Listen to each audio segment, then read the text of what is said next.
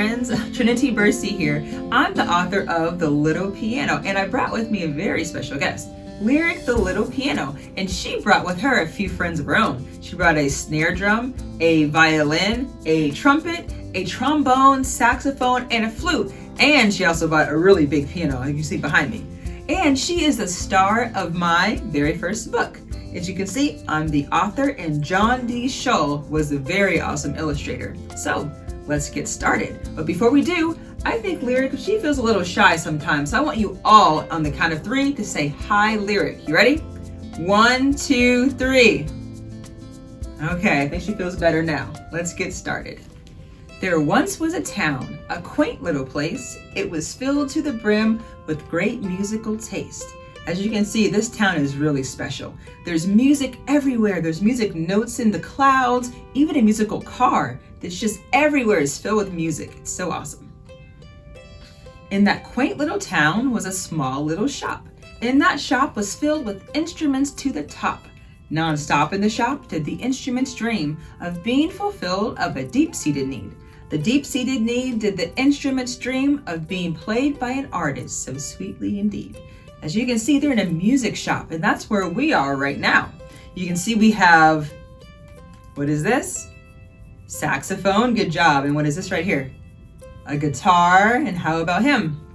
A tuba, and these two? Maracas, that's right. And this one? A drum, and we have, it's kind of tricky, recorders in the bottom. Very good, you know your instruments.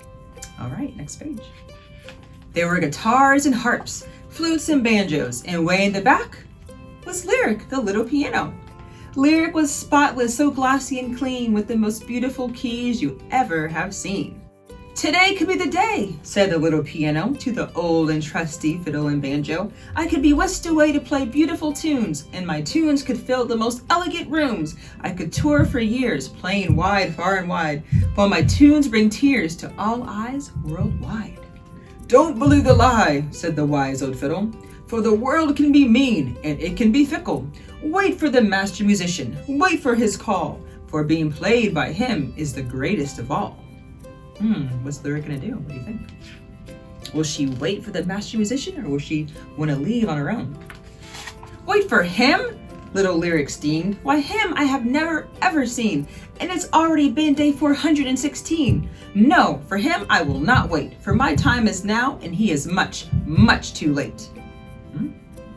Just then a lady walked into the shop, and little Lyric her eye did spot. I'll take you, said she, for I have the world to see, and yes, you'll do quite perfectly. Let's see what's gonna happen. Her friends don't look very impressed there. Lyric traveled from Bali to Spain. The world she did travel, in sun and in rain. From concerts and showrooms and elegant balls, little Lyric was the star of them all. Wow, you can see she's traveling all over the place. But soon, the travel was taking its toll, and the chips and scratches were beginning to show. She was let go before the very next show. She was cold and alone, with no place to go. As you can see here, I think the lady found a new, shinier piano, so Lyric feels like she's kind of like old news now. Oh no, everyone's saying, poor Lyric. Aw. So she played in the streets, she played to pass time, where she let out some tunes and took in some dimes. When up walked Mr. Walter T. Slime, who took a look at little Lyric so fine and said, I think that you should come and be mine.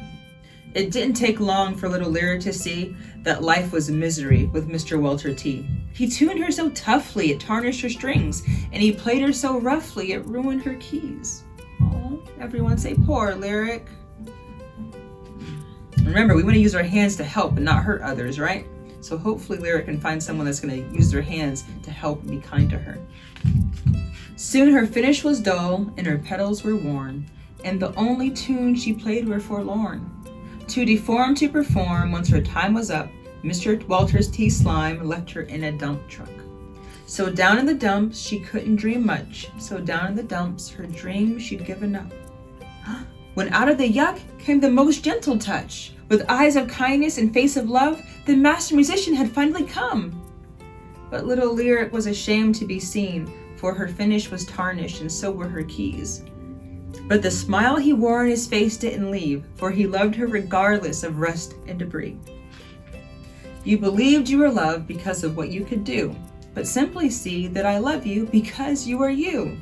Like new, he traded her beauty for ashes and scratches. This love was so deep, so wraithless and matchless. Mending every tarnish and tear with such glee, even tuning her hammers and strings with an ease. You can see right here, he still loves her regardless of how she looks. And you can see in this picture here, he's doing what? Painting her, right? A nice new purple color. And right here, he's polishing her and making sure she's all fixed up. And here he's tuning her, making sure she sounds good as new.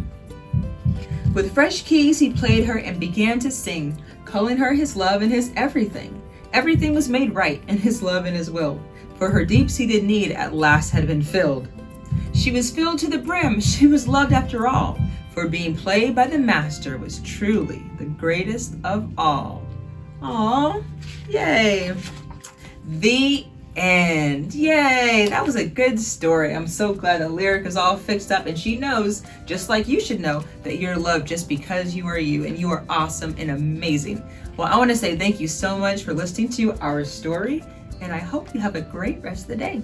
Bye-bye.